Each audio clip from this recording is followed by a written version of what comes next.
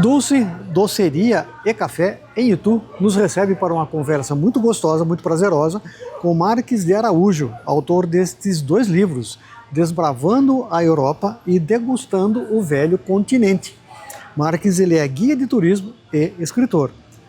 Gostou da proposta? Quer um conteúdo bacana? Acompanhe conosco nesse bate-papo. Curta o nosso canal, inscreva-se no nosso canal, ative o sininho e curta com a gente, degustando um delicioso café. Bacana? Um beijo!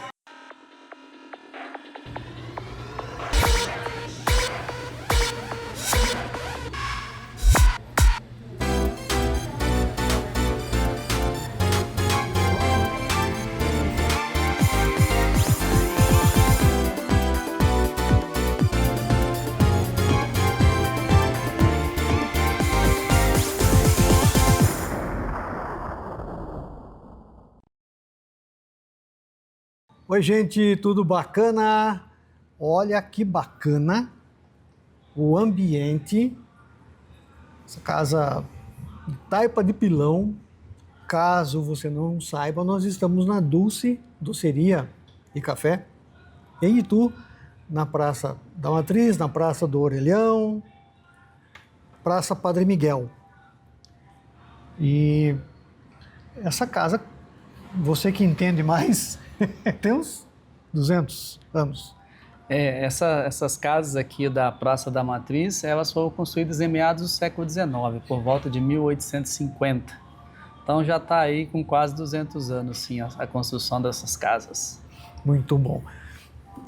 Marques de Araújo, ele é guia turístico, ele é escritor, ele tem um currículo, inclusive acadêmico, muito, além de extenso, muito importante, porque o Marques, ele estudou em Coimbra, ele, como guia turístico, ele viaja o mundo.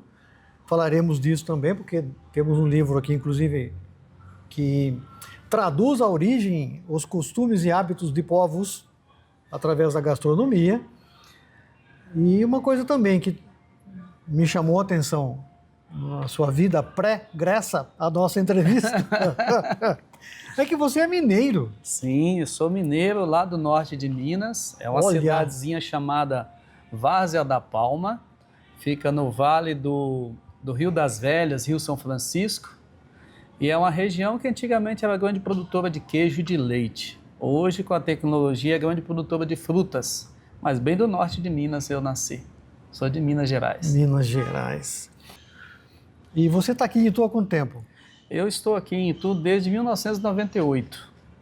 Então já vão aí 98, 2008, 2018, 2020 e poucos anos. 20 e pouco, Preciso registrar também que nós contamos hoje com a presença da Fátima. Oi, Fátima, tudo bem? Tudo bom? Esses lindos lábios carnudos da Fátima. A Fátima é Relações Públicas aqui da Dulce, e faz questão de participar da nossa conversa, né? Então aí a Fátima, devidamente apresentada, tá, dona Fátima? É isso aí. Ô Marques, você parece que realmente você tem Itu como base, mas você é meio que cidadão do mundo, né? Eu sou nômade, né? Mas sim, sou um cidadão do mundo e eu me formei guia de turismo em 2009, né? Porque a gente tem o guia de turismo e o guia turístico. O guia turístico é o folhetinho, que é aquele de informativo, o papel, e o guia de turismo é o profissional. E eu já viajava o mundo, viajei o mundo como militar do Exército, depois eu viajei o mundo como segurança pessoal, e aí decidi fazer um curso. Aí acabei fazendo o curso de turismo, deixei a área de segurança e vim para o turismo. No início, o objetivo era, vamos fazer uma trilha ali no Petá, vamos fazer uma trilha em Ubatuba, fazer uma viagem para São Paulo. Só que o negócio foi crescendo de tal maneira que eu comecei a me apaixonar pelo resto do país. E aí, quando entrei para o turismo, eu comecei a atender agências e atender operadoras por todo o Brasil, desde o Norte, o Nordeste, o Sul, Centro-Oeste e também aqui o Sudeste. E aí comecei a desbravar, a partir de 2012, 2013, desbravar a América Latina. Indo para o Equador, depois eu fui para a Venezuela, depois fiz Colômbia, Argentina, Uruguai, aí também fui para Cuba, comecei com o Caribe também. E aí cada lugar que você vai é uma cultura diferente, você vai se apaixonando por isso. Tendo como referência toda essa vivência sua, lá fora principalmente, Itu, como é uma cidade turística, uma estância turística, algumas observações para melhorar o nosso turismo, o nosso receptivo. Sim, a gente vê sempre muitas coisas e muitas ideias nos lugares onde a gente visita. Hoje, de repente, o que precisa urgente para Itu é a questão da acessibilidade.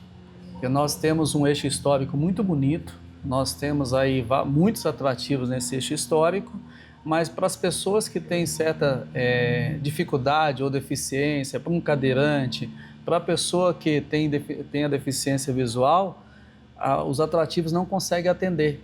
Desde um rebaixamento de calçada, as escadas, então a gente precisa melhorar isso. E outra coisa que a gente precisava fazer em Itu é melhorar a questão da preservação do patrimônio, que é dar autonomia para as pessoas que são proprietárias desse patrimônio, de repente para fazer uma restauração, de repente para poder assumir mesmo o patrimônio como seu. E quanto à questão do poder público, a gente de repente fechar o centro histórico. Fechar de que maneira? Hoje nós temos placas no centro histórico de Itu que diz, é proibido caminhão, proibido ônibus ou até tantas toneladas. Só que, como não tem um limitador de altura, o que acontece? O cara acaba passando. Tá à noite, está de madrugada e tal, ou finge que não viu e acaba passando. E isso deteriora o patrimônio histórico. Nós já falamos, você já falou no início, nós estamos numa casa aqui feita no século XIX, a maior parte dessas construções são em taipa de pilão e elas trincam com a vibração desses veículos. Então, uma ideia que eu já tinha visto na Europa, Demétrio, e vi também aqui, nós temos cidades em Minas que tem, Monte Sião, seria a construção de portais na entrada do centro histórico. Uns portais feitos com estrutura de ferro, né, que dura mais, e de repente nesses portais a gente colocar floreiras, colocar um bougainville, isso já limitaria a altura. Aí mesmo que o motorista finja que não viu a placa, ele não consegue passar. Então essa seria também a ideal para a cidade de Itu. E ao mesmo tempo, nós estamos numa cidade turística que fez agora 415 anos. Sim. E nós temos muita gente que presta serviço na cidade de Itu, tanto nos atrativos turísticos quanto no comércio, que não conhece a história da cidade. E você só valoriza quando você realmente conhece a sua história. Não está preparado. Então, eu sei que a prefeitura, ela tem, através da Secretaria de Turismo, tem a Trilha do Saber, que é aberta, é gratuita para as pessoas que quiserem participar, mas, de repente, a gente pegar e fazer uma programação melhor ou direcionar essa programação para as pessoas que prestam serviço direto e indiretamente ao turismo. É um atendente de uma loja, de um café como é esse daqui, é um atendente do atrativo turístico para que ele conheça não somente o atrativo ou a loja que ele atende, mas para que ele conheça a história de Itu. E conhecendo essa história, ele consegue valorizar e consegue atender melhor o turista. Livros, a sua parte de escritor. Meus bebês. É legal, né? É, sim. Degustando o Velho Continente e o outro aqui... Desbravando a Europa. Desbravando a Europa. O Marques, com esse chapéu aqui, ele ficou muito mineiro, ele ficou muito turista aqui, viu? Dono de fazenda do norte de Minas, tem uma boiada lá. Lá, essa mochilinha de couro aqui, de couro de bode. Ai, que legal, hein? A vivência do Desbravando a Europa. Sim. Como nasceu o Desbravando a Europa? Eu sempre gostei muito de escrever. Por isso eu tive a ideia de escrever o Desbravando a Europa. Esse livro ele traz um primeiro capítulo que fala como as pessoas devem se preparar para ir para a Europa. E não é se preparar fazendo checklist só de mala, de roupa e comprando passagem, mas se preparar energeticamente para uma boa experiência na Europa. Que legal. Né? E ao mesmo tempo também ele dá referências do que você preparar, de conversar com outras pessoas que já foram, conversar com quem conhece o lugar, como montar o seu roteiro da melhor forma possível de acordo com o seu perfil. E aí depois eu utilizo aqui outros capítulos, mais 4 ou 5 capítulos, onde eu coloco o que eu senti nesses lugares. Então eu resolvi expressar isso com algumas localidades que eu já estive no Desbravando a Europa.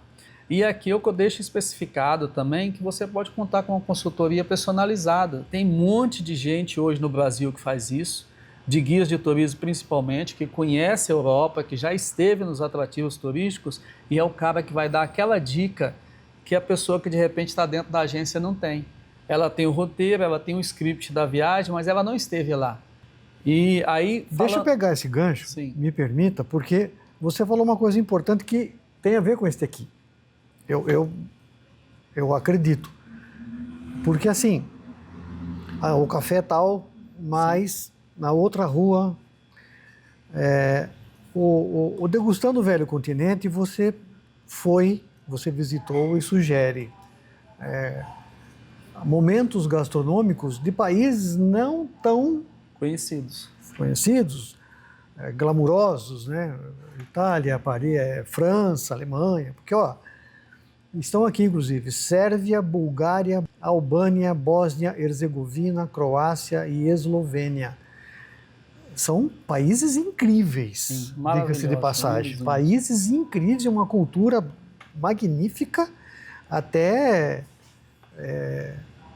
a parte de uma cultura religiosa, tem coisas místicas. Sim.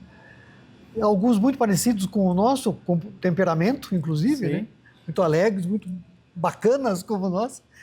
E não são países do nicho, né? Do roteiro. O objetivo desse livro é exatamente mostrar para as pessoas esses países que quase ninguém conhece. Quando você vê no Brasil alguém falando, vou para o leste europeu, o pessoal geralmente faz as 3 capitais imperiais, que é Viena, Budapeste e Praga. Faz isso daí, de repente desce o Danúbio ali, faz uma navegação pelo Danúbio e se despacha para Dresden ou vai para a Polônia e vai para outros países. Quando eu planejei fazer essa viagem, eu vou mostrar esses países que as pessoas não conhecem. Comecei fazendo as capitais imperiais e aí depois eu parti para a Sérvia, para mostrar a cidade de Belgrado, falar um pouco também da história da guerra da Sérvia, do sofrimento daquele povo. E aí que eu quero entrar. Eu coloquei o título Degustando o Velho Continente e às vezes dá a ideia de comida somente, de gastronomia. Mas eu registrei nesse livro aqui, tendo base a gastronomia, a comida, mas eu registrei a cultura, a dança, as falas, a tradição do país. Então é degustar tudo isso desses países. E aí fiz ali Belgrado, de Belgrado entrei para a Bulgária, que é a capital Sófia, ou Sofia, né? Mais portuguesado fica Sofia, até subir lá para a Romênia. Né? E aí é surpreendente quando a gente entra na Romênia, Demétrio, porque a gente eu estava fazendo ali países de língua eslava, uma língua muito difícil, a língua desenhada e tal, e de repente chego na Romênia, em Bucareste, e uma língua muito parecida com a nossa. As pessoas falando algumas coisas, inclusive algumas palavras em português, muito parecido com o italiano, e a importância do guia. No dia seguinte fui fazer um tour por Bucareste, e aí o guia falou, sabe por que Romênia? Romênia significa terra de Roma. Então a Romênia foi colonizada por Roma, por isso a gente tem mais virado ali para o italiano, e a língua é muito fácil. E é isso que eu quero mostrar para as pessoas. Em todos os países da Europa hoje, a gente encontra guias que atendem em português, no máximo em espanhol. Espanhol que dá para a gente entender. Então essa questão da língua, a gente já quebra aqui esse estigma de que eu não sei a língua, eu não posso viajar. Segunda coisa, a comida. Mas o que eu vou comer lá? Porque muitas vezes a gente fica olhando reportagens sobre países da Ásia que comem um bicho, como um escorpião, uma barata e tal. No leste europeu, nós temos comidas muito parecidas com a nossa. Sim. Né? Mas algo que eu vi lá e que às vezes no Brasil, em alguns lugares a gente tem, no Rio Grande do Sul tem bastante isso, que é uma churrascada com vaneirão, com bugio e tal. O pessoal gosta de dançar enquanto come e vice-versa. A Europa, isso é típico em quase todos os países. É cultural. É por isso que é impossível falar de comida sem falar de dança, sem falar de cultura. Quase todo restaurante que você entra, por exemplo, em Bucareste, você está jantando e entra um grupo de dança e te chama para jantar também, te chama para poder curtir. E isso é muito bom. Eu dizia o seguinte, vou fazer minha digestão aqui mesmo, não precisa nem fazer caminhada antes de ir pro hotel. Só dançar Só dançar um pouco. E aí outra característica na questão da alimentação que eu percebi enquanto a gente está ali pro leste europeu, que aí fazendo Bulgária, Romênia, aí fazendo ali as capitais imperiais, a bebida que quase todo mundo consome na refeição é cerveja ou chopp, né? Lá é chopp. Aí passei pela Turquia, a gente já mistura um pouquinho. Quando a gente chega da Grécia, subindo pelo outro lado, que a gente vai fazer ali a cidade de Tirana, a gente vai fazer Croácia, Eslovênia, aí a gente já começa a entrar na região dos vinhos. Então dá para você meio que dividir assim, chopp de um lado e vinho do outro. Eu queria comer essas comidas aqui, ó, comida de rua. Isso aqui, por exemplo, é um biscoito recheado com chocolate, que é muito bom, muito gostoso. Você deve ter percebido que alguma coisa mudou aqui no cenário, né? Eu acho que o cenário agora está mais saboroso, hein? E ainda falando em degustar cultura, conhecimento, vivências, experiências, olha isso. Porque nós estamos na Dulce, Doceria e Café, mais uma vez até agradecendo demais a Isabela, a Fátima, gentilmente nos recebe, porque eu não vou, a Isabela falou que é o carro-chefe. Sim, carro-chefe da casa. O canudo de cocada, mas aqui os doces são geniais, o café dispensa apresentações. Aliás, vale uma outra conversa, fica o convite, porque você é especialista em café também, né? Sim, sou especialista em café. Especialista em café. O cara mineiro, imagina, né?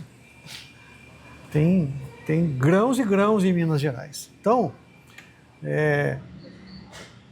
olha aí o cafezinho. Um café aqui. E para fechar, nas boas casas do ramo, como a gente adquire os livros? Os livros eles estão sendo comercializados diretamente pela plataforma. Tá. Né? Existe uma plataforma, chama-se o iClap. E aí a pessoa que quer adquirir o livro, ela entra nessa plataforma, já faz o pedido. A editora ela vai imprimir o livro e vai entregar na sua residência. Olha. E aí fica o convite. Depois que você fizer isso, aí você marca um café, me chama, e aí eu vou pegar e vou autografar o livro. Que você estava falando de café, de especialidade em café, inclusive um dos próximos livros que eu vou lançar chama-se Alquimia do Café, que é falando dos cafés especiais que a gente tem no Brasil e no mundo. E já que estamos falando de café, aqui no Cafezal em Flor, nós temos um passeio muito especial, que é o passeio cultural para você conhecer como o café é produzido. Neste passeio você vai conhecer o processo do plantio, do beneficiamento, visitar a torra aqui do espaço e também vai provar os cafés especiais. Marques, muito obrigado pelo seu tempo. Dulce, Isabela, aqui a Isa, muito obrigado, Dulce, Doceria e Café, em Itu, pela acolhida e pela essa vivência aqui também, né? Que, sem dúvida alguma, é muito nobre da parte deles oferecer esse doce. Eu amo cocada. Então, ele tá pouquinho para terminar, para poder degustar a cocada. Tchau, gente. Viu? Acompanhe a gente no nosso canal.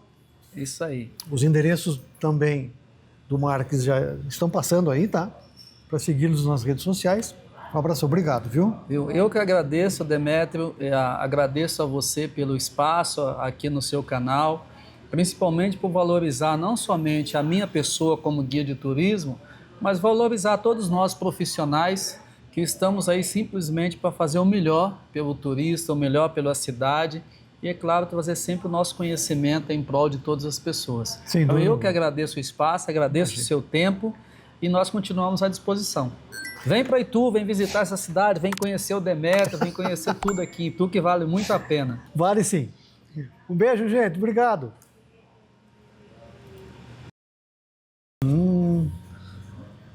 Nossa, doce para mineiro é uma coisa de doido, olha só. E a crocância. Nossa. Canudinho bom é assim, quando você come, tem que estralar na boca. Coisa maravilhosa. E acompanha o café.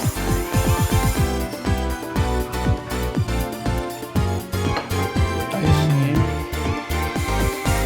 E a crocância. A cocada é